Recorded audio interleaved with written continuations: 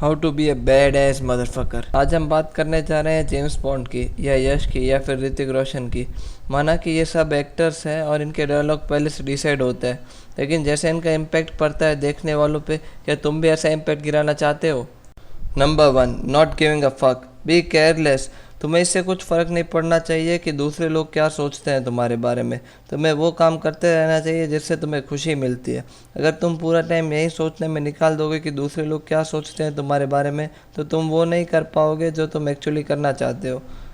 Doing what you want to do is a life long skill. क्या तुमने कोई भी मूवी में जेम्स बॉन्ड को ये सोचते हुए देखा है कि लोग क्या सोचेंगे? उसे फ़र्क नहीं पड़ता कि और लोग क्या सोचते हैं उसके बारे में। वो वही करता है जो वो करने आया है, और तुम्हें अपने अंदर ये मेंटेलिटी डेवलप करनी होगी, what ever I do is a bad S because I am a bad S. अगर तुम खुद सोचोगे कि मैं फुद्दू हूँ, तो दूसरे लोग भी यही सोचेंगे। Treat yourself as you wanted to be treated by others. अगर तुम्हारी ऐसी यूनिक पर्सनैलिटी होगी तो तुम हाईलाइट हो जाओगे। यू कैन स्टैंड डिफरेंट, और ऐसा करने के लिए तुम्हें गोल ओरिएंटेड होना पड़ेगा। Have a ambition. पूरा टाइम काउच पे पड़े रह के नेटफ्लिक्स देखना या मोबाइल से चिपके रहना वेस्ट ऑफ टाइम है। क्या तुम अपनी बहन की शादी किसी ऐसे लड़के से करवाओगे जो कुछ काम नहीं करता सिवा खाने के? साइंटिफिकली लड़कियों को कंफर्ट चाहिए, और गोल ओरिएंटेड होना उन्हें ये शो करता है कि तुम फ्यूचर में सक्सेसफुल होगे। क्योंकि स्नो वाइट हो या सिंड्रेला, जाती तो वो प्रिंस के पास ही है। या तुम लकी हो सकते हो अमीर खानदान में पैदा होके। अगर तुम अपने गोल पे काम करना शुरू कर दोगे तो अपने आप फक्स गिवन कम हो जाएंगे। From when you will stop giving a fuck and start doing something with purpose, you will attract more and more girls. Simple and easy way of life. Number 2, entering into action with boldness. Whatever you do it great. Hrithik Roshan. Never ever do any half-ass commitment. It will only bring you failure and unsatisfaction.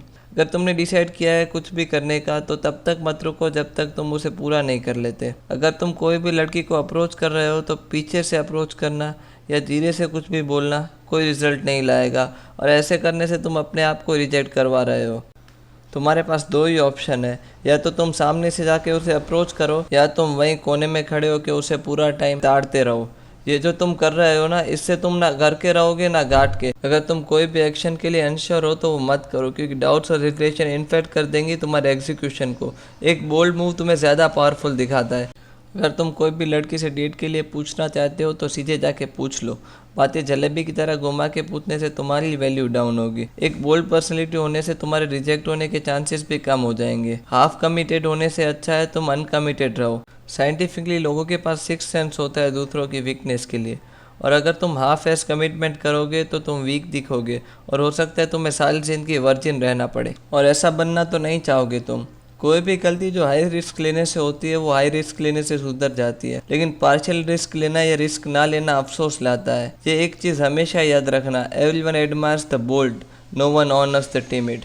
Number 3, action over arguments. Action speak louder than words. अगर तुम हर समय argument करते रहोगे या सिर्फ बड़ी बड़ी बातें करोगे तो तुम एक्चुअली कुछ अकम्प्लिश नहीं कर पाओगे। वो लोग कभी आगे नहीं बढ़ पाते जो सिर्फ बातें करते हैं। लड़कियों को ऐसे फेंकने वाले लड़के पसंद नहीं। ऐसे लड़के से एरोगेंट प्रूव होते हैं सबके सामने। 10 minutes of working is better than 1 hour of thinking.